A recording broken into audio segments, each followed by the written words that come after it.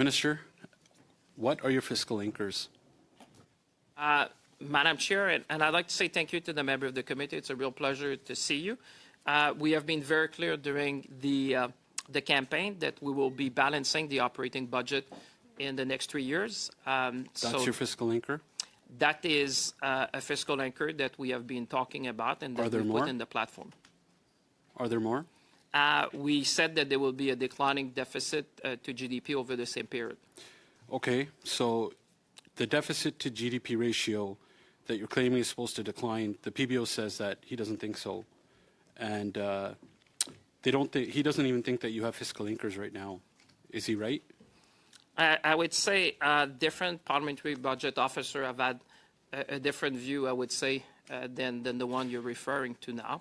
I would say, Madam Chair, Canadians should rejoice because Canada has a very strong fiscal position.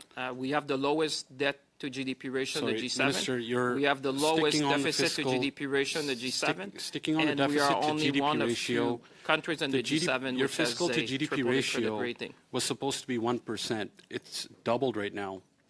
And you're saying that it's supposed to decline. It doesn't look like it's going to decline. You literally, according to the PBO, are going to have 80% higher deficits, and the economy is shrinking. So how do you square that?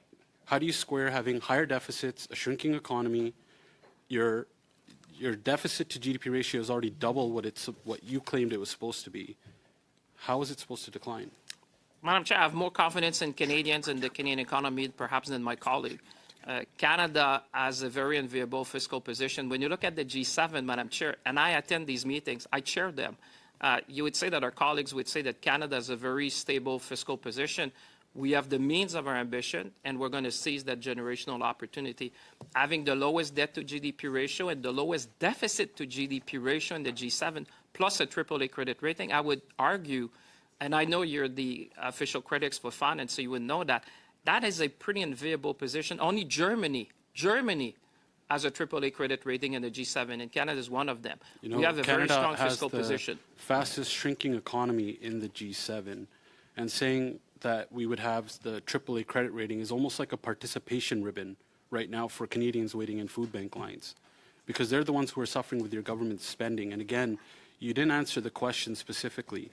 You're claiming that the deficit to GDP ratio is going to be going down, but there's no specifics.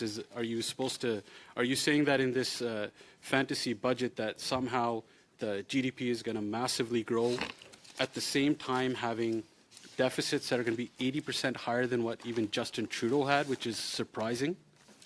I think it's pretty offensive for Canadians who are listening this morning to your comments, because Canadians will be reminded that your government, I'll correct you, Minister, that the PBO party, said that about your ratio. He said that your ratio is very alarming, stupefying, shocking, and unsustainable. That's what the PBO said.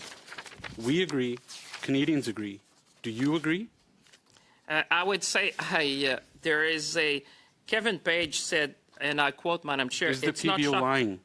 Madam Chair, do you want me to answer? Otherwise, I'm happy to listen to your question all day. It was a yes or no answer, Minister. But if you want me to answer, if you just want to ask the question and the answer, Canadians will follow their judgment. Definitely. Okay, I don't see the Minister will answer that, because we all believe the PBO in saying that the finances are unsustainable.